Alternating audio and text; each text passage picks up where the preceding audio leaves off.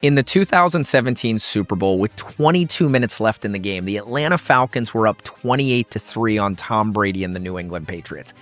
And I had already turned the game off at this point. I was not alone. A lot of people thought that the game was over and the Falcons were going to win the Super Bowl.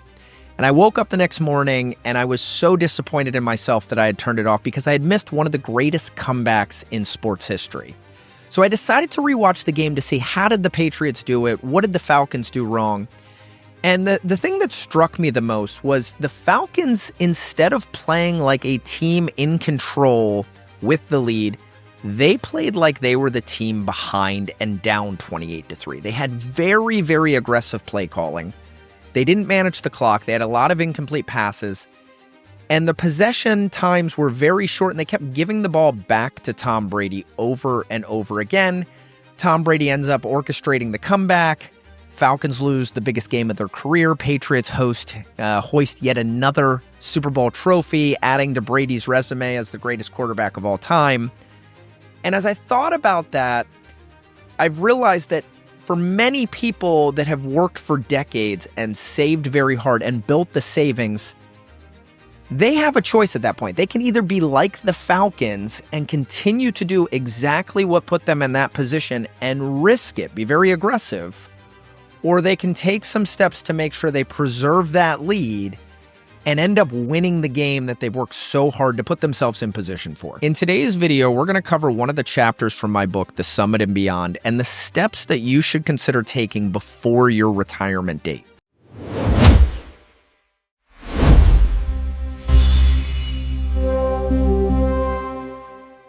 If you're within 5 years of retirement, we're going to go over why your strategy might need to evolve. We'll talk about what you can do to determine, can you afford to walk away? And we'll even review some of the emotional pitfalls that get in the way of some of the best retirement savers.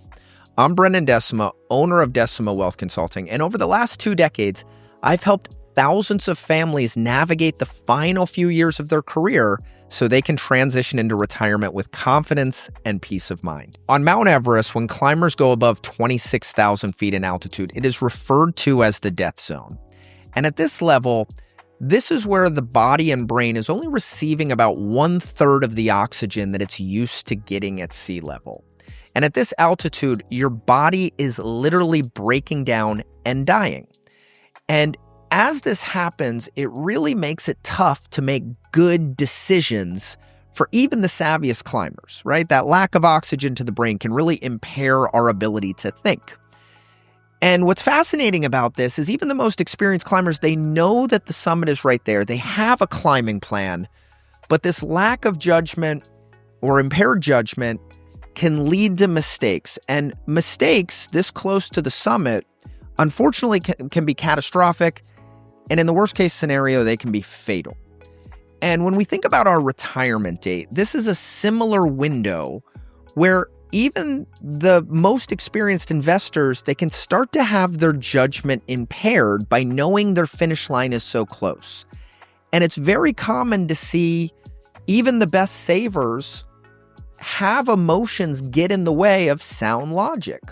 And just like Everest, mistakes this close to our retirement date, they can be catastrophic and they can erase years of hard work and disciplined saving. Years ago, I worked with a senior executive who had spent most of his career at General Electric.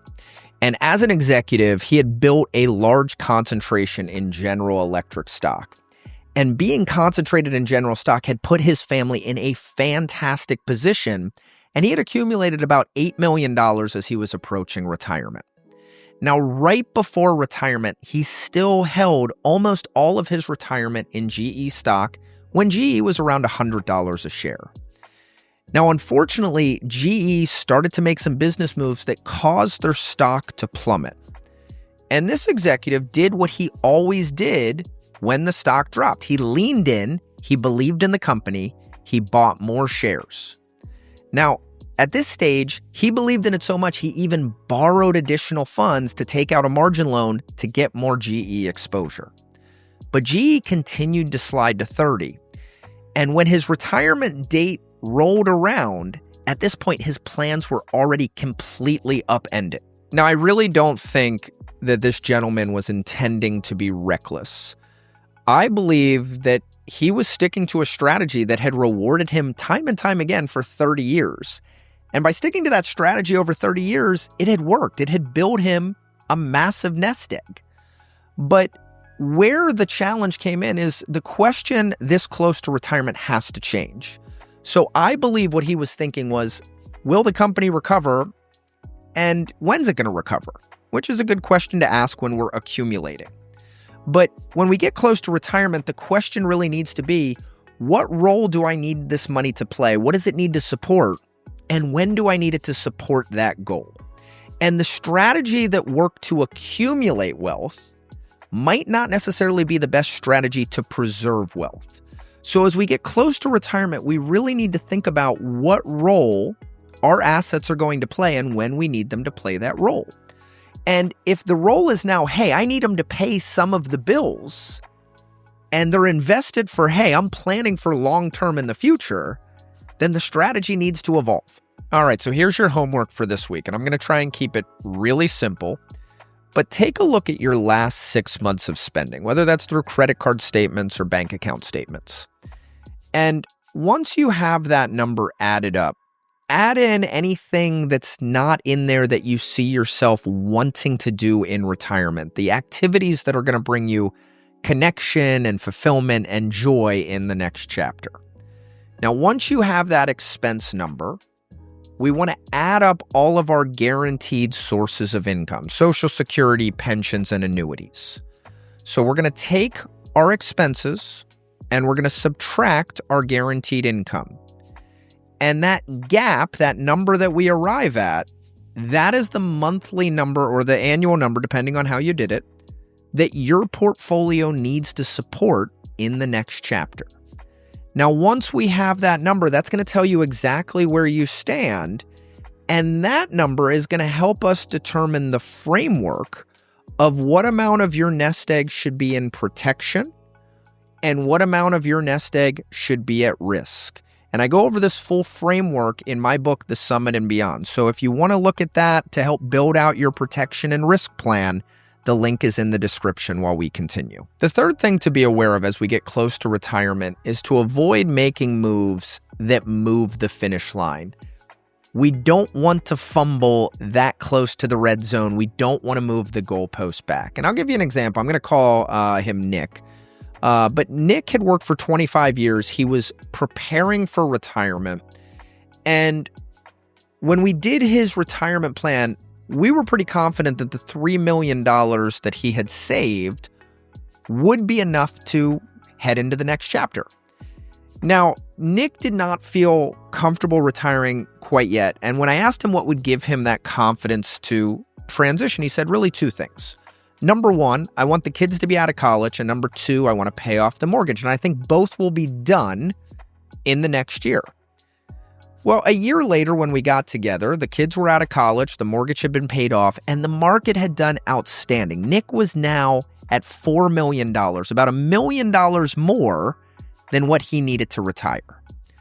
But in that time apart, Nick had joined a new country club. And when I asked Nick why he was still working, he said, well, everyone I talk to says that I can't retire unless I have $5 million. Well, I asked him, why do you feel that you need $5 million? And even though Nick couldn't articulate it, it just felt right to him. Now, when we had talked a year before, we had mapped out that protection bucket. We had enough protected to not let the market derail his plan. But now that Nick wanted $5 million, he didn't want to work a whole lot of extra years. So he said, Brennan, let's reduce the protection bucket. Let's take on more risk and let the market get us to $5 million quicker. And even though I cautioned against this, Nick was adamant, and we eliminated the protection bucket to give him more upside potential. And unfortunately, this decision ended up moving the goalpost back for Nick. Shortly after adding risk, the market had a massive correction. When the market corrected, going back to the death zone, decision and judgment become clouded and emotional mistakes are more likely. At this stage, his portfolio had dropped below $3 million, And Nick decided to go very, very conservative and stop the bleeding. As soon as he did that, the market shot back up. So had Nick have just stuck to his original plan, maintained the protection bucket, the market would not have impacted his retirement goals at all. But because he wanted more, and because he changed the plan that close to the finish line, he ended up pushing the goalpost back significantly. He moved his finish line. Now, I want to compare that situation to another guy that I worked with that he had recently just been offered a 3-year incentive package that was going to pay out a substantial amount of money. But he told me that he planned to leave that on the table and he was going to retire at 57. And when I asked him why he would do that and what the significance of 57 was, he shared with me that his father had passed away at age 57, and he had made a commitment and a promise to his wife and kids that he would retire while he was still at an age that he was healthy and active and able to do the activities that he could with his family and his loved ones. So I think what's really important is to let your own life dictate your finish line, not something you heard at the country club or from a coworker or a neighbor. Your retirement date should have significance that means something to you, not to anyone else. Now, the climbers that proudly stand on the summit of Mount Everest typically share something in common. They have a summit plan that does not blindly rely on hope or luck. It is a plan that maps out what could go wrong and what steps they should take to navigate those moments. And your retirement should really be looked at with the same intention. So 3 things to consider as we get closer to the retirement date. Number 1, what is retirement going to cost on an annual basis that allows you to do the things you want to do that bring you purpose, connection, and joy? Number 2, if there was a major market crash between now and your retirement date, how is your portfolio set up to weather it, and what would that crash mean for your ability to retire when you want to retire? And number 3, what is your plan for cash flow, protection, and taxes to maximize your final few years of working before the big day? Now, a couple of traps that I typically see as well. Number 1, taking on too much risk as we get close to the final day. Number 2, taking on big expenditures or debt right before we decide to retire. And number 3, letting someone else talk you into things that don't align with your goals or your family's needs. Now, retirement is typically not won in the final few years before the big day, but it can absolutely be compromised right before that date. So it is critical to make sure that we have a plan in place and we don't let emotions or the market or our neighbors derail our own personal summit plan. If you're 5 years from retiring and you just want to see where you stand, or if you need a gut check, go check out my book, The Summit and Beyond. And at the end of this chapter, there's a complete checklist, and it's going to go over everything from clarifying your why to the steps you should be taking before you leave the workforce. And if you need additional support, I do work with a select number of families each year and help them really craft and curate a customized retirement plan for them. If this was helpful, my next video goes over how to take your nest egg and the 5 steps to creating a retirement income plan. I'm Brennan Decima. Thank you for watching, and I look forward to seeing you in the next one.